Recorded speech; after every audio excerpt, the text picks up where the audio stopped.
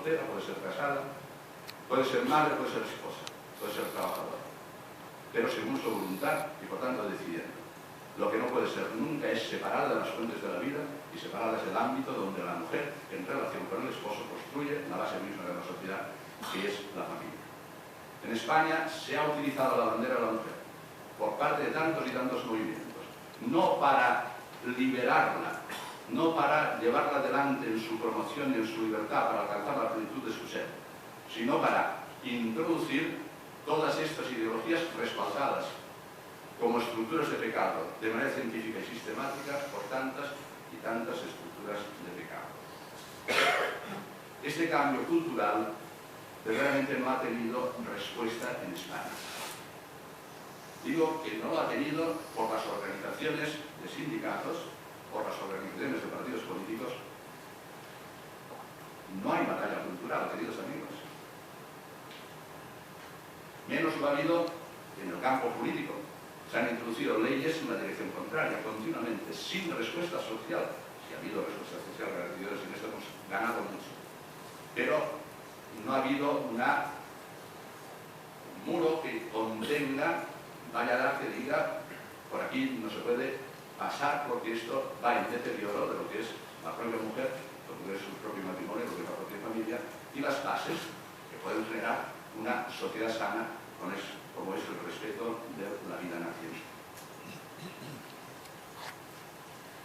Esta es una ocasión estupenda para provocar vuestra libertad en el sentido de, unidos, formar una gran respuesta cultural en estos momentos en España. El cambio jurídico ha sido arrasador.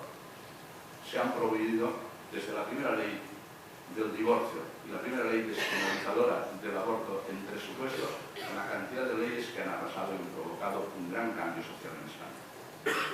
Un cambio social que ha derivado en el cambio de las costumbres y está generando un cambio de pensamiento. Traducido en cifras, ¿esto qué significa? Desde la primera ley del aborto, 1,5 millones de abortos, al menos registrados en las cifras que se nos dan desde la Administración. Una guerra verdaderamente silenciosa que tuvo sangre. Pensado que eso supone para las mujeres, pensado que eso supone para las familias y cómo va destruyendo el tejido de la sociedad.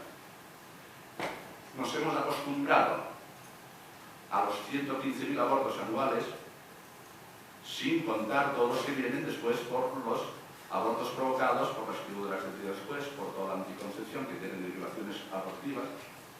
Estamos ante una verdadera sociedad enferma y una cultura de muerte.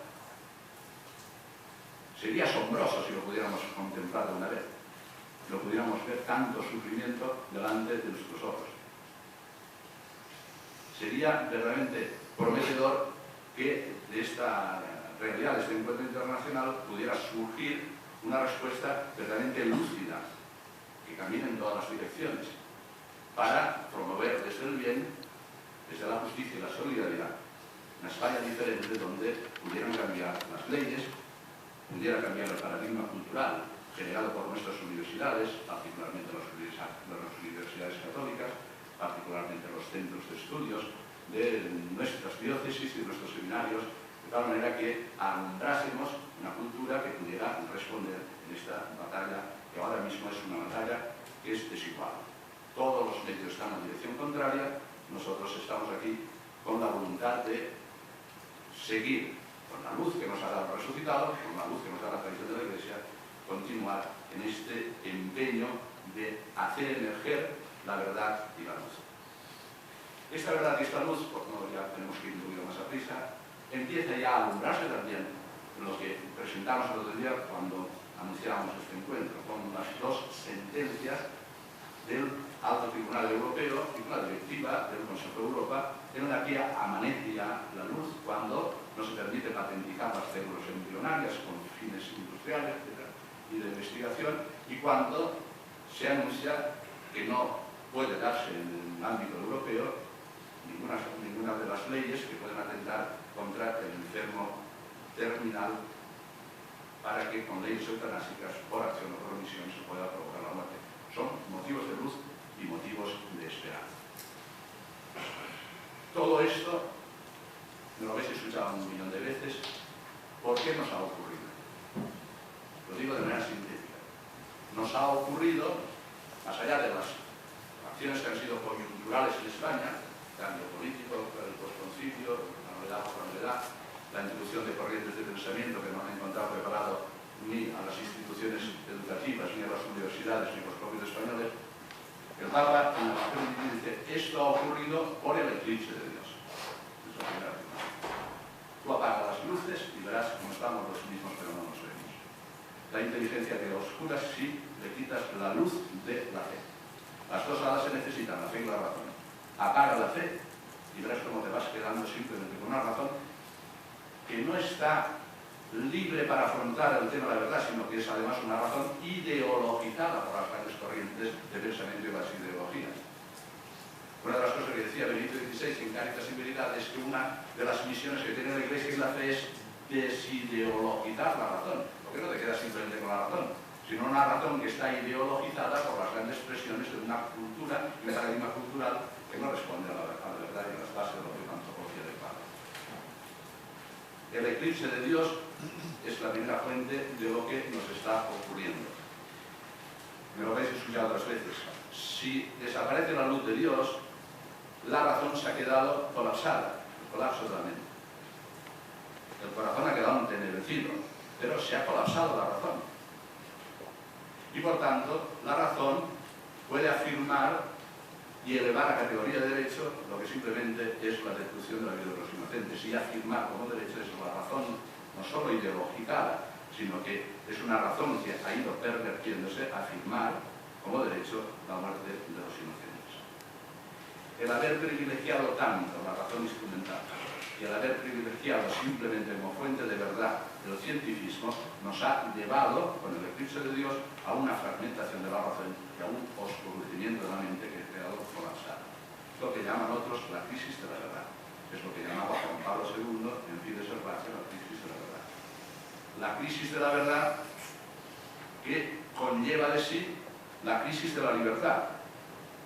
La libertad sin la verdad se hace despótica o se hace arbitraria. De tal manera que la libertad queda reducida a un haz de los sentimientos y los instintos que sin la luz de la razón y de la verdad van a la deriva. Eso puede derivar, como deriva en España, a una promoción cada vez más amplia del liberalismo.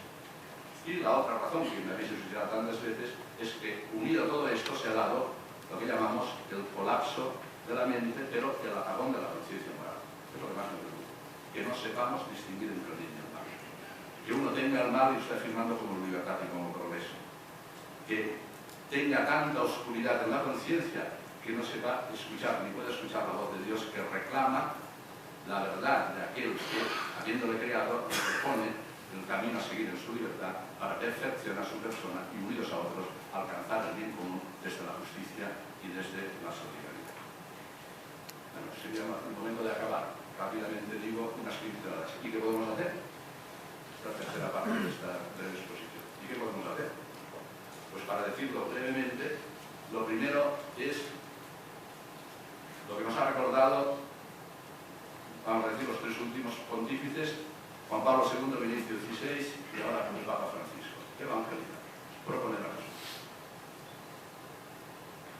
La gran respuesta es proponer el Evangelio de la vida. El Evangelio de la vida es Jesucristo, no es después.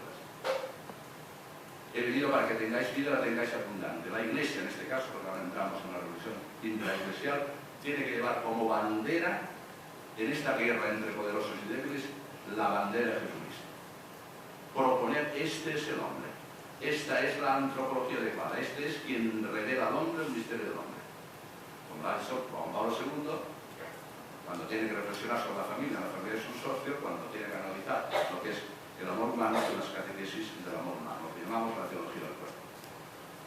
Jesucristo es nuestro programa, es la bandera, es lo que nosotros queremos llevar adelante con caridad, con paciencia, con fortaleza y asistidos por el Espíritu Santo. Papa dice, en la Evangelio, el núcleo del Evangelio de la vida es Jesucristo. En ese núcleo de Jesucristo que presenta al hombre hay que afirmar la antropología adecuada, que con estos tres grandes principios, la unidad cuerpo-espíritu, la diferencia sexual y la redención del corazón. Permitidme una palabra sobre la redención del corazón. No es suficiente decir que la sexualidad es una dimensión esencial de la persona, que lo es, por la unidad con el espíritu. No es suficiente afirmar la diferencia varón-mujer, que no es desigualdad ni es pobreza, sino que es riqueza, es patrimonio de humanidad, para vivir el recorrido hacia el amor y la donación, para promover desde el amor la promoción de la vida, la procreación.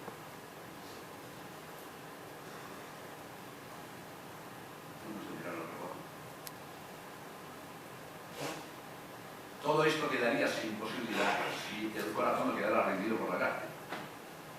Y esto es lo que llamamos, con el lenguaje paulino, la redención del cuerpo, la redención del corazón. Es decir, que hemos de hacer posible, por la gracia de Dios, que el gran designio de Dios sobre la persona, el matrimonio y la familia, pueda ser vivido porque el corazón devuelve, por la virtud de la castidad, la armonía que habíamos perdido por el pecado. Es decir, que pueda integrar en la voluntad y en el acto libre tanto el instinto como los afectos, de tal manera que, rigiéndonos por la inteligencia, iluminada por la gracia, la libertad sea capaz de hacer de la propia persona un recorrido hacia el don. Esto es imposible sin la virtud de la castidad. La virtud de la castidad es la virtud social por excelencia, porque custodia el amor, que es lo específicamente humano. Y por tanto, ella integrará, hará pasar la sexualidad al ethos, es decir, a la ética, es decir, al carácter, es decir, al hábito por el bien. La integrará y la personalizará, de tal manera que, sin renunciar ni al instinto ni a los afectos, les dará el recorrido necesario para que instintos y afectos integrados en el ethos de la persona, personalizando lo que son los impulsos, haga de la persona un recorrido desde su libertad para vivir la vocación al amor, la vocación al don, que es lo propio de la virtud de la castidad. Diferenciando virginidad y diferenciando lo que es la condición esponsal matrimonial. Para el matrimonio, la castidad significa que, iluminada por la gracia, la inteligencia es capaz de captar el bien, es capaz de darle la fortaleza a la libertad para que, reconduciendo instintos y efectos, haga de la propia persona un don. Es decir, tenerse para poder darse. Hacer de la liturgia esponsal conyugal en la teología del cuerpo o en el lenguaje del cuerpo una liturgia en la que se expresa el don, en la que se expresa el amor que conduce a la condición de la comunión entre las personas.